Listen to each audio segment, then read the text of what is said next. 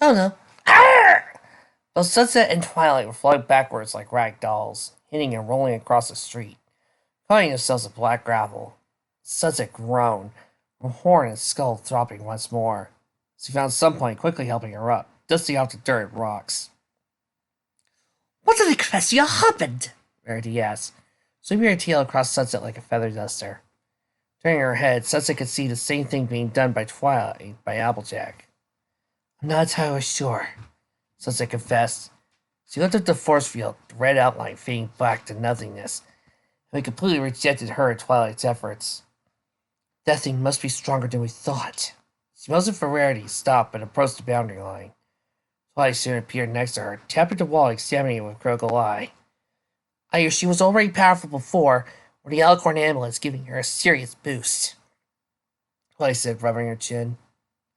Rainbow swooped down next to her. Horrible anxiety scrawled across her face. You can still break it, right? Tell me you girls can still break it! Calm down, Dash, Twilight said firmly. We can still break it, it's just gonna take more time. Sunset nodded.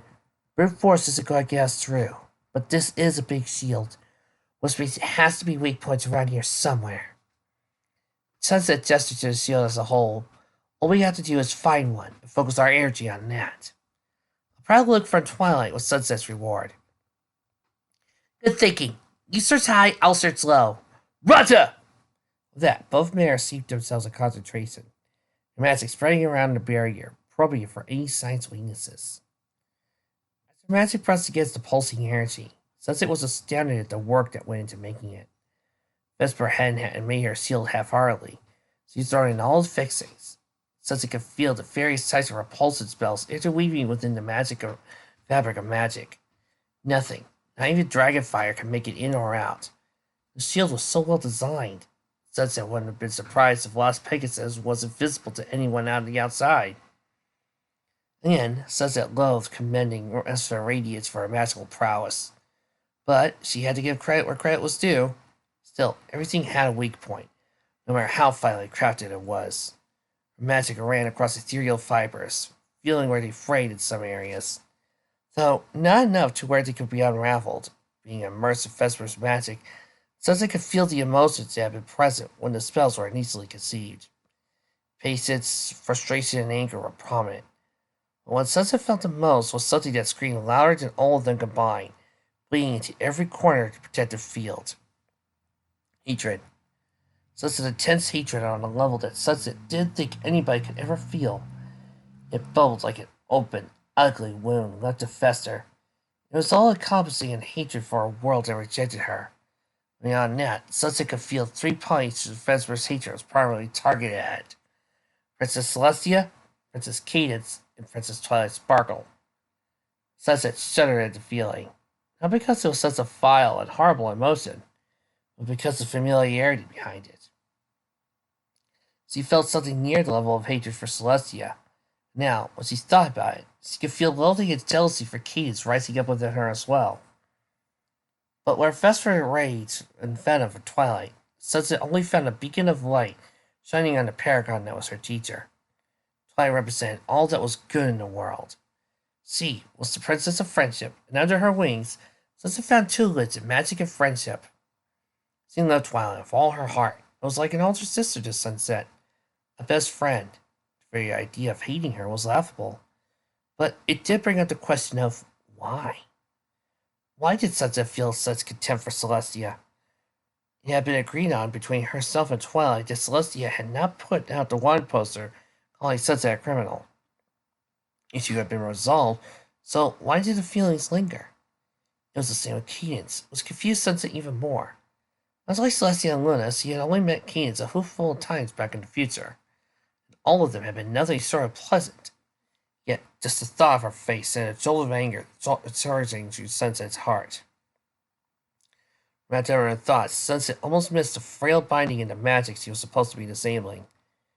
It was Sunset guessed, no bigger than a corner, but certainly there. Twilight, I think I found it, she said excitedly.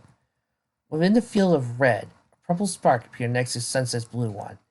So you feel Twilight expecting the chunk in armor before saying, Yes, this should do it. Good work, Sunset. Just focus your energy right here. Sunset compiled, creating her magic into finally unraveling the force field, keeping them contained. She found it was like trying to untie a series of particularly stubborn knots, woven together to make an even bigger and more unyielding knot. And this was supposed to be a weak spot. Together, she and Twilight pulled and tugged at the magic, feeling it unravel under combined efforts. The shield began to make noise again, so Sunset was positive it was the sound of it breaking, right at Vesper's malicious and mocking laugh. She opened an eye, overjoyed to see what her effort had done. Cracks ran up all along the dome, now fully revealed for the entire city to see. Sunset was reminded of the time she and her friends knocked the baseball to one of the castle windows. It surprisingly didn't break, but it was left looking horrendously fragmented. Chipping noises could be heard from it as tiny pieces began to fall off. Then, like somebody had taken a bat to it, the force field shattered to thousands of red shards, quickly blown away by unseen wind, leaving Pos Pegasus free once more. The group cheered in jubilation, while Sunset bowed her head, taking slow, deep breaths. She didn't realize how lighthearted she would feel after channeling magic for so long. She looked up at the path before them, leading out into the water, the morning fog slowly burning off as the sun climbed over the hills. She felt a hoof rest on her back and found Twilight smiling at her. You good? Yeah, Sunset nodded, smiling weakly. I told you I could do it. You're right. I'm sorry I doubted you, Twilight said, her tone soft and apologetic. I was just worried about how you would feel afterwards. Dizzy and slightly nauseous. Don't worry, I'll be fine, Sunset reassured. All right, so what's the plan now? Twilight took a deep breath, her arm beginning to glow. Now I'm going to track Vesper Radiance so we can find Fluttershy. If we're lucky, to Tempest Crown. She glanced over to Sunset. You can take a break this time. I can handle this one. Sunset didn't protest, even as she agreed that she needed to take a break. She felt the need to rest it for whatever came next. She watched on as Twilight closed her eyes, focusing on the lines of magic that flowed through the astral plane. Well, she's been carrying Fluttershy around. I see the path her levitation spell left. Goes all the way to the docks and then... Twilight trailed off, frowning. And then what? I'm not entirely sure, but I think I can feel something out in the ocean. The ocean? Rarity asked. How far out are we talking? I don't think it's too far out. It's a little faint. I definitely feel something. If I study equestrian geography enough, there's an island out there I think is close to Vesper's signature. Well, then what are we waiting for? Rainbow was in the air again, eyes on the horizon. Let's get a boat and go after them! Hesha, Rarity said, her voice line with sarcasm. Let me just get out my boat renting money. She looked around. Oh wait, I don't have any. Where's Rat? We're kind of broke. Applejack frowned. Spike looked towards Pinky. What about the money you got for performing? Pinky blew short raspberry. Do you know how much renting a boat costs? Way more than I made. Who said anything about renting one? It was a rebellious glare in Rainbow's eyes. She spoke. This is an emergency. Let's come into your boat and bring it back later. Rainbow, that's stealing. Twilight said with disapproving glare. No, it's commandeering. Did you just hear me? Rainbow, what if we just ask? No, Twilight! Rainbow shouted defiantly. We don't have time for that. I'm all for you using your princess powers, but we need to hurry. Fluttershy's in danger. All the Equestria could be in danger right now. That island is where the Tempest Crown is in. The longer we wait, the closer that witch is getting to the crown, and the closer Fluttershy is to... She choked up, fell to the ground, voice strained as he looked through Twilight with watery eyes. Please, Twilight, it's all my fault. I'm supposed to be protecting her, and I let her get captured. It's all my fault if something happens to her. Twilight stepped forward, wrapping her hose around Rainbow. She was quickly joined by everyone else, including Sunset, who concealed the pain radiating off of her. They held together, comforting Rainbow as she tried not to cry, but was feeling miserably. The waves of empathy were so strong, Sunset couldn't help but shed a few tears herself. I promise you, Jas, Twilight said gingerly. Everything's gonna be fine. We're all going to get through this alive. You'll see. But you're right. This is no time for formalities. This is the time for action. You have to reach Vesper Radiance to Fluttershy as soon as possible, no matter what. Twilight is right, Rainbow. Rarity spoke up. Let's let it out the pony stinks. Fluttershy stuff. So hang on till we get there. And then we'll rip Vesper Radiance to shreds. She added darkly. Twilight raised her head. No. We'll bring her to the princesses so she can face judgment for her crimes. Rainbow said hoarsely, You're a princess too. Take a look, you could judge her and let us dish out the punishment. She grinned weakly. The group hug ended. Twilight smiled back at her. Glad you're feeling a little better. Now come on, we got a friend to save. Girls? Spike interrupted. Even if we do get a boat, who's gonna steer it? Twilight gave her confused stares until Sunset raised her huff. Well, we could just use a come-to-life spell on the boat. Twilight beamed at her. Nox ran out to the open water with an odd number of wharves that jutted out over the briny bay. Waves gently led the pony-made walls separating land and ocean, while he accompanied the few dock workers who were already up, shuffling around the harbor. The ponies wandered down the cobblestone path, the salty sea air gently blowing across their coats, wafting the pungent smell of seaweed across their noses. The wind blew in from the north, sending shivers through their bodies. Walking in the shade of tall warehouses didn't help either.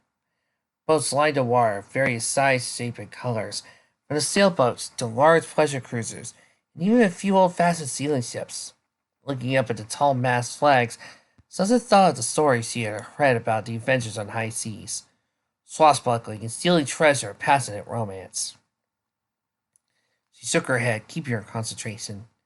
This was still no time to daydream. Still, she had never been on open water before. She was a little excited that this was going to be her first time, regardless of the reason. Leading the group, Rainbow finally came to a stop at a manageable-looking boat, a small, white-sailing yacht, powered with a motor that opposed to the natural sail. It had been a small open deck where the whale sat, and a single cabin on the back. Overall, it looked like big enough to fit all of them comfortably. One by one, they hopped on, Twilight coming aboard last so she could undo the rope, keeping the yacht tethered to the pier. As the boat began to drift away, she walked up to the helm, a gentle glow around her horn, starting to encompass the boat as well. Alright, ponies, let's... Hey! All heads turned to see a burly standing, running down the street towards them. That's my boat! Where do you think you're going? Sorry, sir! Twilight shouted in her best regal voice. We're commandeering this vessel for royal official business! With a flick of her horn, the engine kicked to life, spurring the boat outward to sea. We promise we'll bring it back soon! Hey, wait! Come back here! The princess stole my boat! His yells of protest grew quiet as he pushed forward a thin veil of fog, still hovering over the water. As they were clear of the harbor, Twilight flashed her horn again, and the boat increased its speed, skipping over the rocky waves. He soon broke free of the fog, and Sunset's eyes grew wide as he beheld the vast, infinite ocean stretching out before her, seeming to spill off the edge of the world. The blue water rippled on either side of the boat as it cut across, leaving foamy folds in its wake.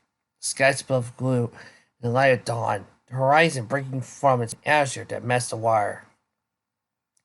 The romantic imagery quickly wore off on Sunset as he crouched onto the railing for dear life, bouncing up and down with the boat. Despite having not eaten anything since dinner, her stomach was beginning to rebel fervently against this trip. It was like riding that hard train all over again. Now she knew why she loved airships so much. She leaned over the rail, preparing to be sick. As she turned her head, found Applejack not too far down from her, also looking green. Applejack caught her eye and said, I could use a stomach bumping rats. The boat gave a powerful lurch, and Applejack held a hoof over her mouth, trying not to lose her once. Well, this is ridiculous. Sunset could only nod in agreement and tilt her head over to the side again. She had only been there a minute before a cool sensation ran down her body. The stomach mysteriously quieted down. Standing tall, she looked over to Applejack, who was looking just as confused, albeit less green in the face. Rarity strode by them, looking quite pleased with herself. I assume this is the first time either of you traveled by boat. They both nodded. I figured as much. My mother and Sweetie Belle are also prone to seasickness, so I learned this handy little spell that helps curb it. Useful, no? Thanks, rarely. Applejack said, tipping her hat. You're a lifesaver. The trip continued uninhabited. The waves no longer having an effect on Sunset. Light reflected against the water, making it glitter like a polished sapphire. In the distance, a small island appeared, looking more like a jagged rock with a few limp palm trees on top. Bring it home! Piggy cried. Flash slowed the boat down as they neared the island, letting it come to a rest in the shallows. There was a chorus of splashing water as they disembarked onto the island. They waded through low tide, Rarity making disappointing turns all the while.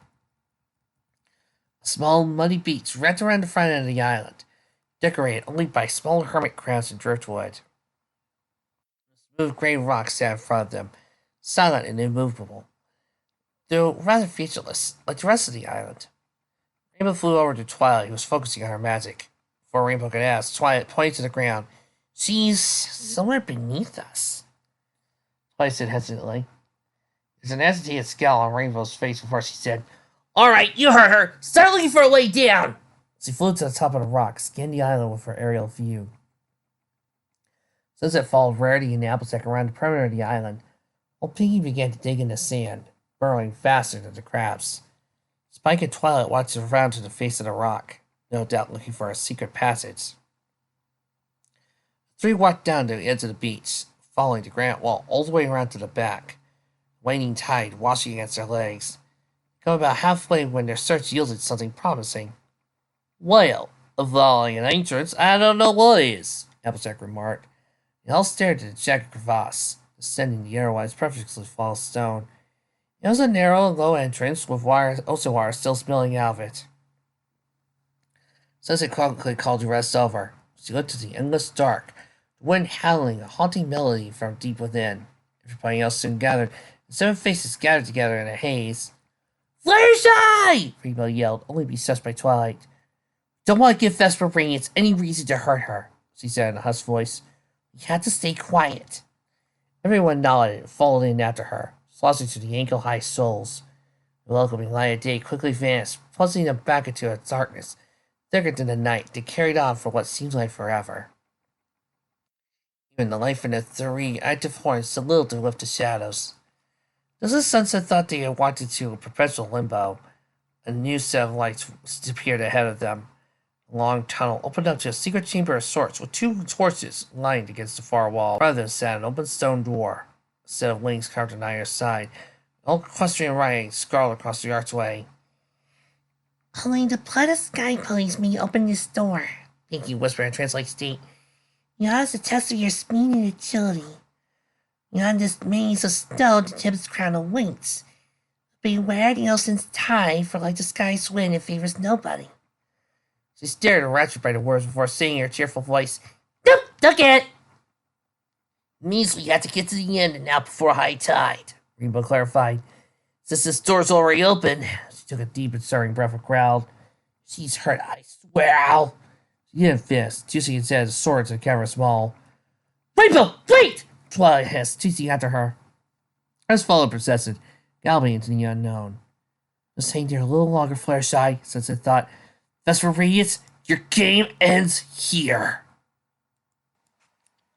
Fluttershy floated forward, hovering just over the ground, not wanting to put pressure on her cut leg. She looked down at the deep wound again, blood covering the entire bottom half of her hoof. She was lightheaded and sleepy. But with the dagger at her back, she knew she couldn't rest. She couldn't remember once what happened after Vesper Radiance pulled her from the tree. Those bits and pieces that struck out amongst the rapid panic and flooded her mind at the time. She remembered the red light scattering bones, feeling teleportation. Most of all, she remembered screaming for Rainbow Dash in all black. Waking up had been an entirely different experience. Wakey, wakey, Fluttershy. Time to prove you are completely useless. Fluttershy's eyes opened slowly, blinking several times in an effort to tell the difference between the inside of her eyelids and the darkness that smothered her. She cried out in pain as something kicked her in the side, pushing her across the flowed stone floor. Wake up. We don't have all day. Very tight schedule to keep. Now come here. Getting to her house, Fluttershy looked around first, knowing that she was in some cave. The only light came from 2 torches, and the red flare coming from... Where am I? The resting place of the Tempest Crown, Vesper said patiently. It'll be yours too if you don't cooperate. She took a step forward, her black cloak drifting soundlessly through the swill. A long silver dagger materialized next to her and pointed itself at Fluttershy. Fluttershy let out a squeak of terror, backing up until she hit something solid. Looking behind her, she found a tall stone floor. A pair of wings set into it. She looked back to the unicorn approaching her. What are you going to do? The door requires a blood payment. Pegasus only. Quite ingenious, actually. Trying to stop any other race from getting their hooves in the crown. That's why I have you, dear Fluttershy. Now give me your hoof. Covering against the door, Fluttershy instantly began to reach her hoof out, compelled by the terrifying aura Vesper gave off. Brain told her to just cooperate, and to give the mayor anything she wanted. Might be the only way to survive. But that's not being brave. Oh, Vic, thank you for remembering Fluttershy's backbone. I needed that. Fluttershy's eyes took a steely resolve. She stopped her hoof against the ground. No. Excuse me. I said no. Fluttershy's voice was hard and unwavering. The timid pony now gone, replaced by one who could stare discord in the eye and refuse to flinch. I'm not going to help you do anything. You've hurt innocent ponies, destroyed cities, says Griffins after my friends and phoned at me. This was a stupid jewelry. Her voice grew louder, and every point she took a step closer to her lesser radiance. Think you're so tough? Well, you're not. You're just a scared pony hiding behind the Alicorn amulet. What do you think gives you the right to treat other ponies any way you want, huh? Now you listen to me, Missy. You're going to... It came so quick. First I didn't register until she was already on the floor, jaw aching, hoof pressed against her face. With every breath, she sucked in a mouthful of water as well, coughing and sputtering as it filled her lungs. Shut up, a voice hissed in her ear. You know what gives me the right? The fact that I'm better than all of you worthless trash piled together. I am the light that shall shine brighter than the sun. I am Equestria's true princess, denied her throne by Princess Twilight Sparkle, she spat. And as your princess, you will show me the respect I deserve. You should be grateful. I have need of you, otherwise I'll let your blood paint these walls and run the ocean. Magic yanked Fluttershy's hoof underneath her. She cried loudly as the dagger carved into her skin, a stream of blood gushing out. Vesper threw her forward, and Fluttershy's bloody hoof ran down to break between the two halves of the door. The entire cave groaned loudly. The door swinging open to let ponies pass through. The water that built up at the entrance flowed forward, down to 7 facets. Fluttershy hit her hoof to her chest, fighting back the tears that burned her eyes. She never in her life felt pain like this. Something sharp poking at her back, scaring her into the air. Fortunately, the foul-like dagger just followed her, still persisted at the base of her neck. Word of advice, Vesper said airily. The less you protest, the longer you'll live. Was with that last warning, Fluttershy reluctantly complied, following her tormentor through the endless corridors of stone. Several times he had run into a dead end. Twice Vesper had simply stopped halfway down the tunnel, ordering Fluttershy to turn around. Time no longer existed in this underground world. Well, like Fluttershy knew, he'd been wandering around for days. Still, only felt that way. Felt even longer since he had seen the light of the sun. Fluttershy could admit to herself she was scared of a lot of things. Right now, every one of those things pales in comparison to the true terror she was feeling. She was never going to make it out of the cavern. She was going to die without ever seeing her friends again. She would never go on picnics, or cheer at competitions, or see the new baby bunnies that would be born soon. She started to weep as quietly as possible. Lady Vesper was too busy whispering to herself to notice. Girls, so sorry. So sorry we'll never get to spend time together again. I'll never forget any of you. You too, Spike. No matter how big you get, you'll always be my friend. Sunset, I know we haven't known each other long, but I feel a bond with you that's just as strong as the one I have with the others. I hope you still have time to save the future without me. Just thinking about all of them made Fluttershy almost believe she could hear Rainbow calling her name. She knew they were trying to come for her. But this time they may not make it. This outburst nearly caused Fluttershy to jump out of the air. Curse this damnable maze! I've had enough of this! The life of her horn intensified, blinding Fluttershy, leaving her only able to hear the mighty sound of a mighty cannon. She lowered her leg out from her face to look. All she saw was a massive burn mark on the wall. Vesper panting heavily, a thin trail of smoke rising from the front of her hood. Fluttershy kept her distance, refusing to say anything, probably out of defiance, but mostly out of fear. Vesper finally took a large breath and said calmly, Come, Fluttershy, we're almost there. Fluttershy was so stunned by a complete shift in emotion, she forgot to fly answer Vesper till the dagger gave her a sharp poke at the back of her neck. Surprisingly, the Mace's exit was only a few turns away. The narrow passage is opening up into another large room, one similar to the one they started in. Another door barred their passage, great with a similar set of wings. Figure as much, Vesper murmured. You Pegasi are a savage race. Keeping your hoof, Fluttershy. Wasn't a request. Fluttershy felt herself dragged down to the ground, landing at Vesper's side. She whimpered, holding out her bleeding leg. No, give me your other one. What? Why? Fluttershy cried in a panic. She gave no response. Vesper just brought the dagger around, slicing Fluttershy's good forehoof, listening another loud shriek of pain from her. Fluttershy was then pushed forward, freshly being hoof against the door. As it slid open, Fluttershy sobbed, Why are you doing this? Vesper strode past her, cloak pulling in a strong breeze, kind of drove her into the cave. Because I want you to feel the pain my heart felt. The long towels continued to slope downward in the showery abyss. The hose splashed in the shallow surf, each point being careful not to slip down the uneven surface. When the path leveled out, Sunset found passages were lined in front of them, separated by thick stone walls. Everyone fanned out, expecting the mouth of each hole. Which way now, Twa? Applejack asked. Twa stared blankly, her tail twisting in agitation. I don't know. Magic's all over the place. It's like she didn't even know where she was going. Guess not even she could figure out how to get through in one run, Rainbow said, smug look at her face. Yeah, and how are we supposed to do any better? Spike asked, bursting Rainbow's bottle. Sunset stepped forward, drawn towards the right corridor. There's something familiar about all this. Satan tugged at her soul, giving her a sense of deja vu. Kind of like the ones he had approaching the Cloudsdale Library, only much stronger this time. She had been here before, she was sure of it. The memory itself was faint and hard to reach. She was grasping sand, but it was there. She pointed down the hall. We have to go this way. Spike gave her a dubious look. How do you know?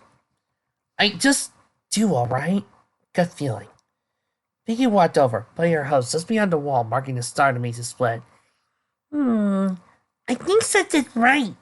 With the other corridors, I get freaky feelings all over, but I don't feel anything for this one.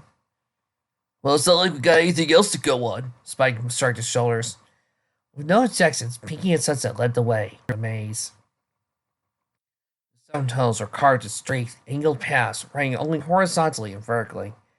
At every intersection they came to, Sunset would stop, wait for the strongest feeling of nostalgia to lead her down a path. Pinky would confirm whether or not it was safe. Once they had come across the skeleton of a long and forgotten adventurer, his bones left bare and rotting. Sunset knew that they were a large gamble coming down here. The tide hit his heart's lowest point hardly an hour ago, and soon the water would begin to rise again. He had to rescue Fluttershy, stop Vesper from getting the Tempest crown, and escape all before high tide. Else they could end up like the skeleton. They arrived at another crossroad. All eyes fell on Sunset. She looked up and down both paths, feeling which way her soul pulled her. She wasn't certain she liked relying on this sensation, that reminded her of the fateful voice in the back of her head. She finally pointed right, Pinky bounced a few steps ahead of her. She hemmed and hummed loudly, trying to discern the path was correct. Quick shake of her head, saying, Nope, this leads bad. Are you sure? Sunset challenged.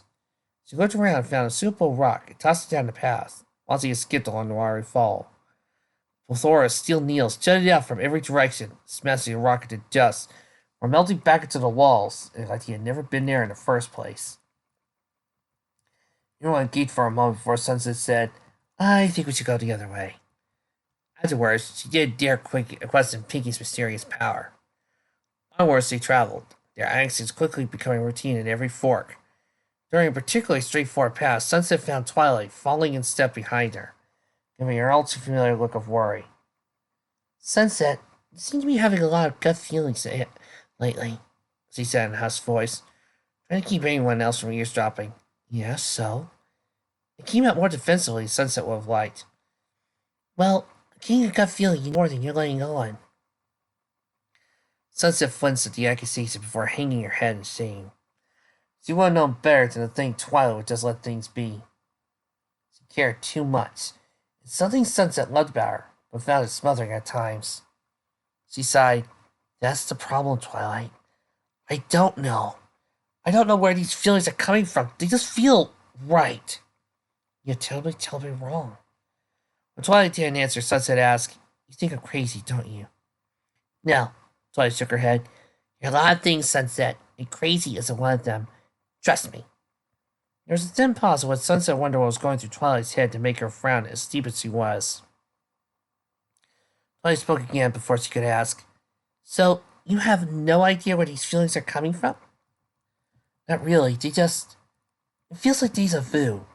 Like, I've actually come to this place before. But I'm positive I haven't. Twilight folded her ears. I see. Well, Sunset, I honestly don't know what to say. It's okay. You don't have to say anything. Maybe I'm just tired, Sunset weakly joked. Yeah, Twilight cracked a smile. Maybe. We walked together in silence, Sunset dragging her hose to the wire. Twilight, she said after a while. I'm sorry about earlier, with the enchanted corpses. Twilight waved a hoof. Don't worry about it. It's a tense situation. None of us really knew what to do. Still, you were right. They were innocent. It didn't deserve to be treated badly the way I was going to handle them. Yes, but... Twilight looked away uncertain. If I couldn't break through the enchantment, if I couldn't find a peaceful solution, maybe that would have been the best way. Girls, quick! Pinkie cried. The stone maze finally came to an end, laying out into an antechamber with an open door. There was another path drifting down to nothingness, where a soft wind channeled out, singing a mournful song. None of them hesitated. Ollie sloped down to the lowest level of the cavern. The last room was the largest of all. Nancy Carolot's throne room had been molded in a dome shape. Glowing crystals were bedded in the sides of the wall, following the artificial light to illuminate the room. The wind had grown from a soft breeze to a strong bluster, caused by a raging whirlwind. Stretching to the ceiling to the opposite end where the pony stood. On and on it spun, whipping aimlessly, yet seeming to repel the wire on the floor. Since it could see the silhouette of something small within the whirlwind, was willing to place a bet it was the crown they had been chasing after. Right now, her focus was on the two mares in the center of the room. Fluttershy! They cried in unison. Fluttershy lay across the ground, a few feet away from Vesper Radiance. Layers of dry blood coated her hose, broken by the fresh trails that continued to bleed from her open wounds. Her ears twitched, the only telltale sign she was still alive. Twilight's form flared to life, and Fluttershy vanished in a purple flash, reappearing safely to the ground behind her. Ugh. Go ahead and take her back, Vesper said with disgust. She served her purpose to me anyway. Rainbow scooped Fluttershy up in her hose, gently shaking her. Come on, Shy. Wake up, please. Her eyes flared up as she gave a weak smile. I knew you'd come for me. Of course we would, Rainbow said, her voice cracking. We always will. Now hang on. We're gonna get you some help. Fluttershy nodded, closing her eyes, slipping into a peaceful sleep. Rainbow handed her to Rarity before bolting to the air, supreme fury on her face. You! She bellowed, flying at Vesper Radiance like a truest arrow. I'm going to kill you! Flashes of red collided with Rainbow's blue body, and all watched her corkscrew through the air, landing a heat near the entrance, a new gash on her head. Rainbow! Pinkie yelled, rushing to her side. Twilight, Applejack, and Sunset and Spike quickly took up a defensive position around the 4 ponies kneeling behind them. In a low, raising voice, Twilight called, You will pay for this. Oh, does the pretty purple princess have fire in her eyes? Vesper said in a mocking tone. Do you hate me, Twilight Sparkle? Mad that I can abuse your worthless friends so easily. Twilight fired a large pulse of magic in response, contempt disrupting her normally calm face. Vesper looked backwards, gracefully twirling through the air. She softly touched back into the ground, crossing one amber hoof in front of the other. Well, I can see why my servants had trouble with you. You are as weak as you appear. I'll have to make note of that. Why? Twilight took a step forward. Why do all this? What do you have to gain? Seriously, you're going to ask me why? Vesper laughed softly. I thought it was obvious. I want to be an alicorn. I have to be an alicorn, she added in a desperate voice. Sunset narrowed her eyes, a spark of anger lighting her heart. Are the lives of innocent ponies worth becoming an alicorn? Do they mean nothing? You keep your mouth shut, you miserable abomination! Vesper screeched. Sunset took a step back. Her entire body began to tremble as she felt waves of malevolence Vesper's radiance. Out of 8 targets, and the least those filthy griffins could have done was kill you! Applejack pointed accusatory Hellfire. You set up those posters calling Sunset a criminal, didn't you? Vesper didn't respond at first. She was merely to assert her for the confines of her hood. When she did speak again, it was soft, almost lost on the wind behind her. You fools really think that thing is who she claims to be? Twilight hesitated, horn dimming as he looked with uncertainty between Sunset and Vesper. Then, with a quick shake of her head, determination returned to her eyes. Yes, this is Sunset ship. No, it isn't! The mayor screamed, her voice echoing all around the room. I don't know who you think you are! Her huff reached for her hood, pulling it down, and letting her crimson gold mane fall across her neck. A single band draping in front of her teal eyes. But I am Sunset Shimmer! Bum, bum, bum!